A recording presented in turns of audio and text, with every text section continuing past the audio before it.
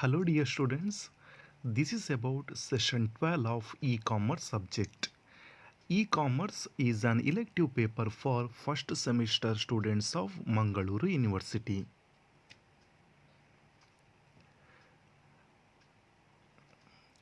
Title of the chapter is E-commerce and IT's tools, and the topic to be covered in this session is web hosting choices. What we have learnt in the previous classes. In the previous session, we had learned about web servers and its operation, internet and its benefits, World Wide Web and its operation.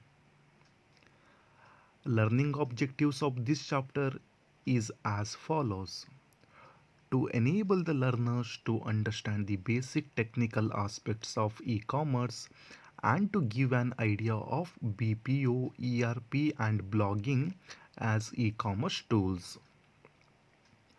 What are the session outcomes? Upon completion of this session, you will be able to know the concept of web hosting, name different forms of web hosting, list out criteria for selecting web hosting companies, and to describe general advantages of web hosting. ಈ ಸೆಷನ್ನ ಅಂತ್ಯದಲ್ಲಿ ನೀವು ತಿಳಿದುಕೊಳ್ಳುವಂಥ ವಿಚಾರಗಳು ಯಾವುದೆಂದರೆ web ಹೋಸ್ಟಿಂಗ್ನ ಅರ್ಥ, web ಹೋಸ್ಟಿಂಗ್ನ ವಿವಿಧ ಪ್ರಕಾರಗಳ ಒಂದು ಸಂಕ್ಷಿಪ್ತವಾದಂಥ ಮೇಲ್ನೋಟ, web hosting ಕಂಪನಿಯನ್ನು ಆರಿಸಲು ನಾವು ಅನುಸರಿಸುವಂಥ ಕೆಲವು ಸೂತ್ರಗಳು ಯಾವುದು ಅಂತ, ಹಾಗೂ ವೆಬ್ ಹೋಸ್ಟಿಂಗ್ನ ಸಾಮಾನ್ಯ ಉಪಯೋಗಗಳು ಏನೇನು ಅಂತ. Let's proceed with the topic of web hosting choices. Web hosting is also known as hosting website or web page hosting.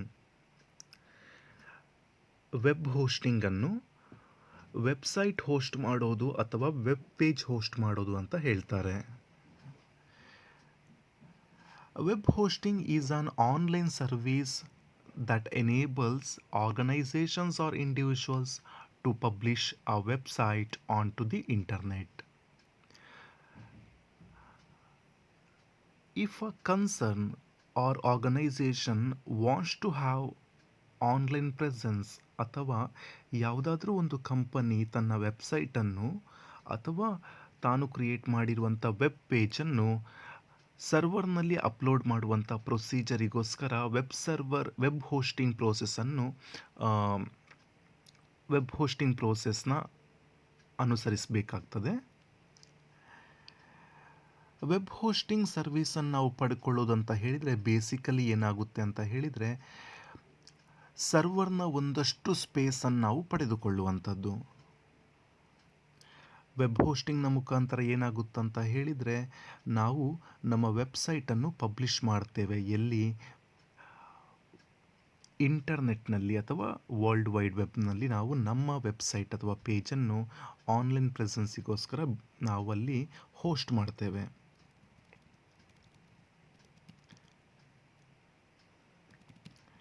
ಯಾವುದಾದ್ರೂ ಒಂದು company when it decides to start a new website, it has to find web hosting provider that will supply you with that server space. ಯಾವುದಾದ್ರೂ ಒಂದು company ವೆಬ್ಸೈಟನ್ನು create ಮಾಡಿಕೊಂಡಿದ್ದರೆ ಆ ವೆಬ್ಸೈಟನ್ನು ಅದು host ಮಾಡಲಿಕ್ಕೆ ಅಥವಾ launch ಮಾಡಲಿಕ್ಕೆ ಒಂದು ವೆಬ್ ಹೋಸ್ಟಿಂಗ್ ಪ್ರೊವೈಡರ್ ಕಂಪನಿಯನ್ನು ಆರಿಸಿಕೊಳ್ಬೇಕಾಗ್ತದೆ. ಈ ವೆಬ್ ಹೋಸ್ಟಿಂಗ್ ಸರ್ವೀಸನ್ನು ಪ್ರೊವೈಡ್ ಮಾಡುವಂಥ ಕಂಪನಿಗಳನ್ನೇ ನಾವು ವೆಬ್ ಹೋಸ್ಟಿಂಗ್ ಸರ್ವೀಸ್ ಪ್ರೊವೈಡರ್ಸ್ ಅಂತ ಹೇಳ್ತೇವೆ. ದೆರ್ ಆರ್ ಡಿಫರೆಂಟ್ ಕಂಪನೀಸ್, ತುಂಬ ಕಂಪನಿಗಳಿದೆ. ಯಾವ ರೀತಿಯ ಸರ್ವೀಸ್ ಕೊಡ್ತಾರೆ? ಅವರು ನಮ್ಮ ವೆಬ್ ಪೇಜನ್ನು ನಮ್ಮ ಕಂಪನಿಯ ದಟ್ ಮೀನ್ಸ್ ನಾವು ಕೊಟ್ಟಿರುವ UR ಲಿಂಕನ್ನು ಬಳಸಿಕೊಂಡು ನಮ್ಮ ವೆಬ್ ಪೇಜ್ ಅಥವಾ ವೆಬ್ಸೈಟನ್ನು ಆಕ್ಸೆಸ್ ಮಾಡುವಂಥವರಿಗೆ ಅದನ್ನು ವೆಬ್ ಪೇಜ್ ಸಿಗುವಂತೆ ಮಾಡುವಂಥ ಎಲ್ಲ ಟೆಕ್ನಾಲಜಿ ಮತ್ತು ಸರ್ವೀಸಸನ್ನು ವೆಬ್ ಹೋಸ್ಟ್ ಪ್ರೊವೈಡರ್ಸ್ ಆಫರ್ ಮಾಡ್ತಾರೆ.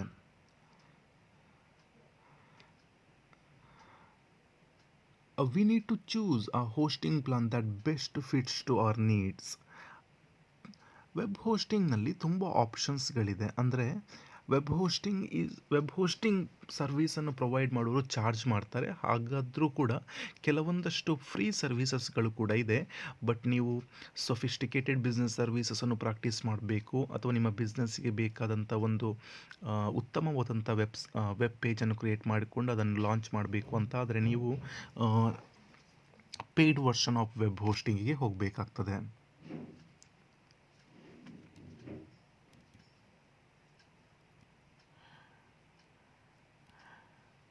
Types of web hosting.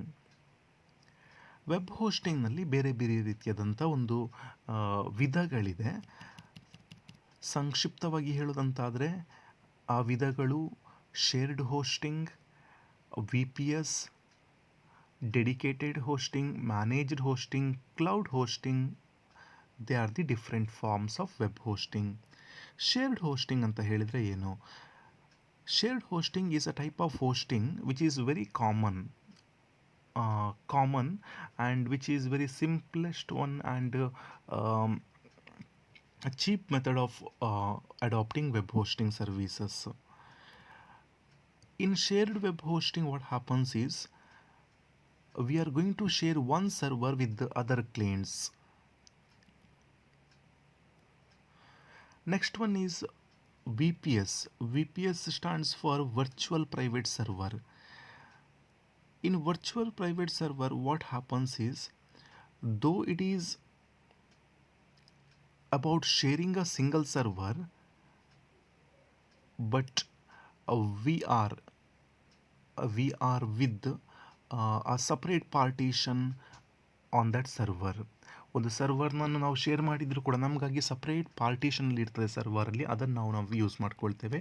ಇದನ್ನು ಶೇರ್ಡ್ ಹೋಸ್ಟಿಂಗ್ ಅಂತ ಹೇಳ್ತೇವೆ. ದಟ್ ಮೀನ್ಸ್ ಇದನ್ನು ವರ್ಚುವಲ್ ಪ್ರೈವೇಟ್ ಶೇರಿಂಗ್ ಅಂತ ಹೇಳ್ತೇವೆ.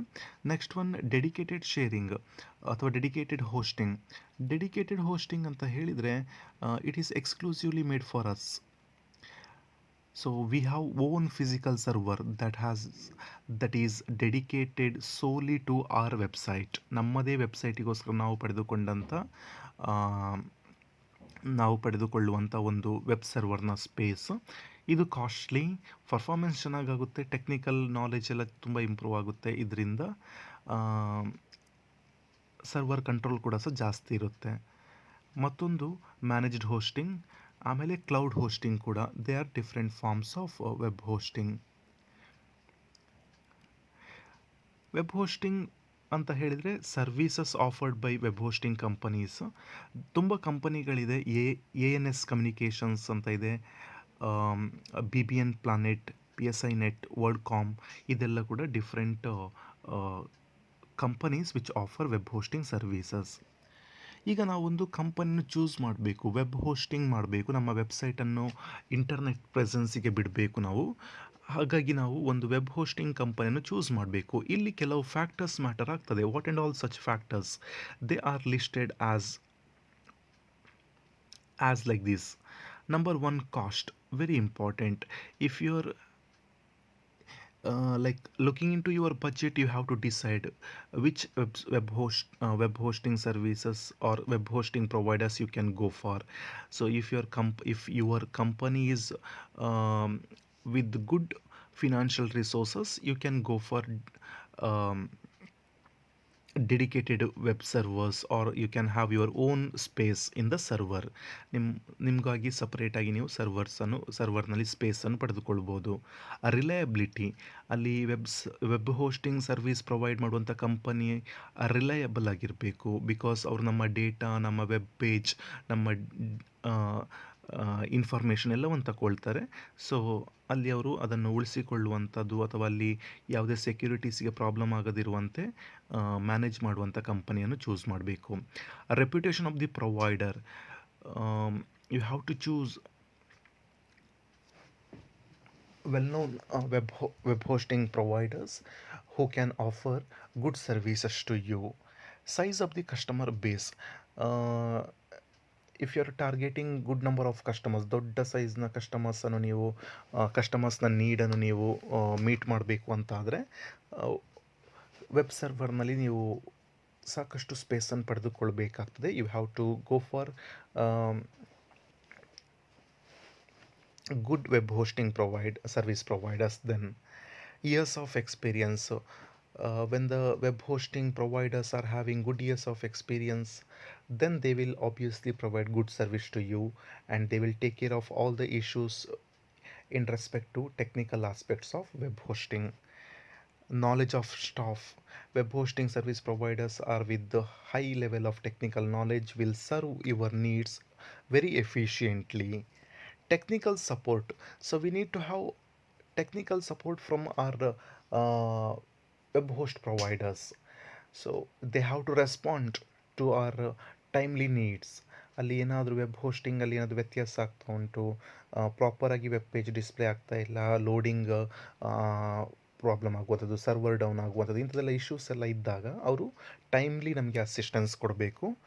ಟ್ರೈನಿಂಗ್ ಆಗಿರುವಂಥ well qualified web host providers ಆಗಿರಬೇಕು. ನ್ಯೂಸ್ ಲೆಟರ್ಸ್ ಚೆನ್ನಾಗಿರಬೇಕು ಕಂಪನಿಯದ್ದು. ಅಪ್ಡೇಟ್ಸ್ಗಳನ್ನೆಲ್ಲ ಅವರು ಇನ್ಕಾರ್ಪೊರೇಟ್ ಮಾಡ್ಕೊಳ್ಬೇಕು, ಫ್ರೀಕ್ವೆಂಟ್ ಅಪ್ಡೇಟ್ಸ್ಗಳನ್ನೆಲ್ಲ ಕೊಡಬೇಕು. So when they are these are all the factors. ಇದನ್ನೆಲ್ಲ ನಾವು ನಿರ್ಧಾರ ಮಾಡಿಕೊಂಡು ಒಂದು ಕಂಪನಿಯನ್ನು, ಒಳ್ಳೆ ವೆಬ್ ಹೋಸ್ಟ್ ಪ್ರೊವೈಡರ್ಸನ್ನು ನಾವು ಚೂಸ್ ಮಾಡಬೇಕಾಗುತ್ತೆ. ವೆಬ್ ಹೋಸ್ಟಿಂಗ್ ಮಾಡೋದರ ಅಡ್ವಾಂಟೇಜ್ ಏನು? So what is the advantage in going for um, web hosting? So why you should go for web hosting?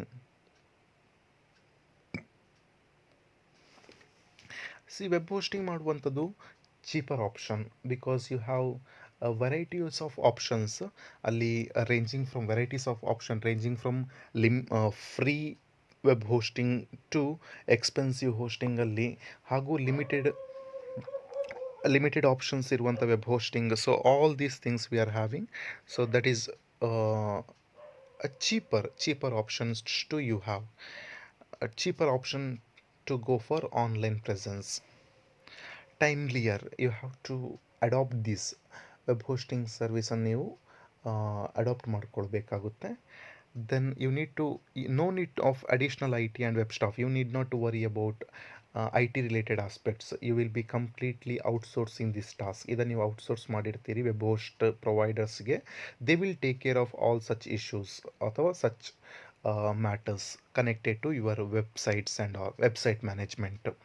Helps to concentrate on other projects. You need not to worry about website management, web page creation, updates, such things. You can just focus on other areas of your business, and you can um, run your business efficiently. Summary. Web hosting is an online service that publishes a website onto the internet. Web hosting companies provides technologies and services needed for web hosting. Shared web hosting, VPS, dedicated hosting, managed hosting, cloud hosting are the different forms of web hosting. There are paid as well as free web hosting choices. Selection of web hosting providers depends upon the factors such as cost, reliability, reputation of the provider, size of the customer base, etc.